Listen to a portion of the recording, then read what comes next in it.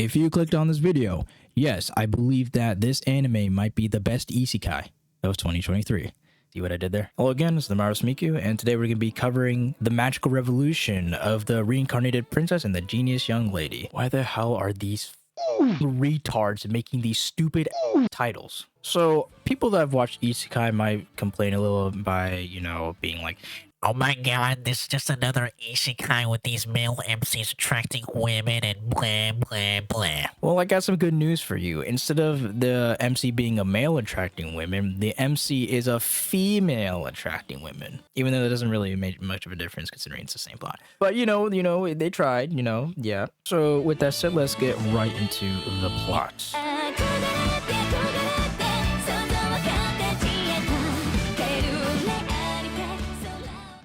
So, in this bootleg Konosuba world, we have a kingdom known as... I don't think the anime mentioned it, or I probably have the attention span of a flea. And in this kingdom, we have these hierarchical structures known as nobles and commoners. And to put it in simple terms, if you possess magic, you're regarded as a noble. If you don't, you're regarded as a commoner. Pretty shitty hierarchical system, don't you think? And what the kingdom does is basically fight off these monsters that are attacking, the kingdom, and in pursuit of, protecting their integrity. I mean the people. In this kingdom, we also have a very young, supposed reincarnated princess known as Anisfia Wine Paletia, or Anis for short, because I'm not going to be pronouncing that name every single time I mention her, but I'll give her the respect she deserves and I'll call her Princess Anis. So based on her looks, she has a great face, she's got big ass boobs, she's got the legs. I seriously need to go outside and touch some grass. She doesn't possess any magic per se, which is kind of the requirement to being a noble in the first place, and kind of the reason why she didn't adhere to the throne. However, she has very extensive knowledge of magicology, and basically by slaying hundreds of thousands of innocent wolves, bats, all types of monsters, she's able to use these materials known as magical eggs and make the equivalent of scientific ninja tools. I'm sorry, I had to make a Boruto joke there. This changed, however, during the later episodes where she killed the dragon. Yes, she killed the dragon using medicine balls. Starting to realize that this anime might be inspired by Naruto. And after killing the dragon decides to put a curse on her, which basically gives her all the knowledge and basic, magic to be used. But this is a curse, so she's gonna have some consequences to deal with. But with this new power, she possesses monstrous strength to basically clap anyone that she wants. Her main goal is to reach to the sky, which is something that's admirable. The thing is, some of these isekais don't really put any inspiration. You have ReZero, you have this really good isekai of Konosuba that it's just gag humor, but then you don't have that type of feel for shonen anime in these types of isekais. And I think this anime in particular, this isekai, really does delve into some of the shonen, nostalgia, reaching to the skies. I love that symbolism there. So in order for her to reach to the skies, which basically means to fly, this involves her improving magic to a scientific level, which is kind of a problem considering these nobles want to, keep their traditions of this, having only nobles access magic and not commoners using these bootleg scientific ninja tools. Just coming in my opinion. But she is very ambitious, she wants to do this, and she's very sincere. Something I would like to see in the future with her character is if she decides that, oh, maybe this is not something I want to do anymore, maybe I can't really do this anymore. She's very respected in terms of most of the people, but not really respected in terms of not her using magic. She's very clumsy, she's very crazy. That's what makes her special, I guess. She's this character that has this charisma. She's very ambitious, like I said. And yeah, I think overall she's a very great female character.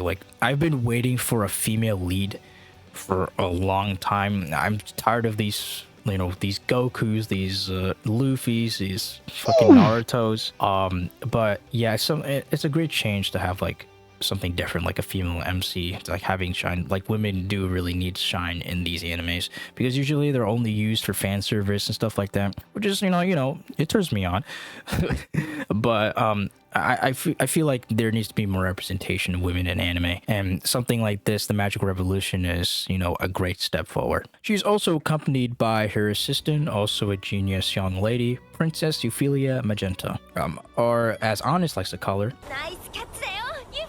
So her background, she comes from a duke family, which is basically something like second in command to the king, doing all the orders and, all the requests and stuff like that. And she had this arranged marriage planned with Prince Algar. Some shenanigans happened. She's very skilled in her magic, unlike Honest, which she doesn't possess any magic. She's often regarded as a top magic user in the Duke family. So although there has been some shenanigans, like I said, with their marriage being cancelled, and her whole reputation basically down the drain due to Prince Algar, accusing of Princess Ophelia doing some stuff to one of the commoners, or once a commoner, a lovely princess swoops down, crashing through a window from the sky to be her knight in shining armor. Together, they make the best lesbian couple in pursuit to evolve magic like never before. Yeah, that was a very cheesy plot, wasn't it? So I won't really go extensive with like the plot. I suggest, everyone to watch the anime for themselves to experience like the plot.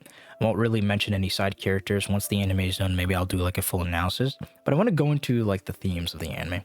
So the themes of the anime is very interesting. They very challenge the idea of a conservative aristocracy. I could just call it aristocracy. There's no really conservatism about it. So like I said, this country is basically divided by nobles and commoners. And the problem with this ideology is that, you have the commoners that are just hardworking, individuals that are basically supporting the kingdom. And then they're just being treated like shit, like from the nobles. And that's the big reason why it's a divided country. Even the king himself only cares about his integrity more than the people, considering that he wants, Algar to marry Princess Ophelia for the status. And so Prince Algar doesn't like this and wants to change this like his grandfather, but failed like his grandfather.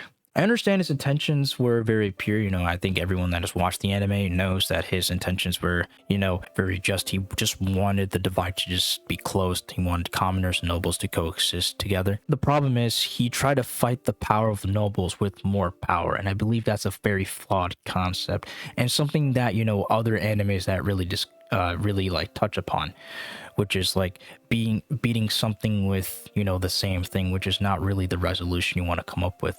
In order to really change something, you really need your voice. You need someone to like speak up and actually address the issues, do more about it. But I guess with Prince Algar's case, his grandfather probably did that, but he even had the authority, but still wasn't able to close that divide because of the nobles were being pretty douchey about it, which really leads to their fight between Honest and him. But really, his intentions were to have Honest reclaim the throne because, it's very symbolic in that Princess Honest is the only person that can reach through the skies and absolutely do something. Which is something like, this anime kind of reminds me of Naruto a little bit because, Naruto is this guy that really is ambitious, doesn't go back on his word. And he's achieved so much despite being ridiculed by a lot of people. And this might be the case with Princess Honest. She has a lot of people that hate her because, she doesn't possess any magic and stuff like that. Although with Naruto, he possesses the demon. But I think, like, with this anime, she is the only one that reaches the skies. It would be interesting to see, like, how she handles, her place as the throne. If she does have to, like, adhere to the throne. I'm interested to see like how the plot goes. To really sum it all up, I think this is a very good anime. I highly recommend everyone watching this anime. It's a very good in terms of like its symbolicness and just having a good time, right? Like just watching isekais in general. Like isekais are probably the most popular genre right now at the moment in modern anime. So yeah, I suggest everyone just give it a watch. If you don't like it, it's all right. But if you do, it really does prove to be like the best isekai, if I'm being honest. Rest in peace, those Eminence of the Shadow fans. Like, I don't know. I'm sorry. I don't like Eminence of the Shadow that much. The MC's kind of an idiot. So yeah, those are my thoughts of the anime so far. Like I said, I'll make an analysis video of, once the anime is done. And yeah, another thing to touch upon. So my last video didn't do really well, 200 views. It's still good, like considering that I got views, but I would have liked 500 views, I put effort into this video, but it is what it is, it's the YouTube algorithm. And yeah, that's really what I wanted to say. I hope you enjoyed the video. Please like and subscribe. Comment down below what you want to see next. Actually, this is kind of the reason why I did this video. Is because someone requested it. So, yeah, if you want to see an anime being reviewed, comment down below. I have no problem just watching something completely shitty or something that's completely good. And yeah, I hope to see you soon. I'm Miku. See you then.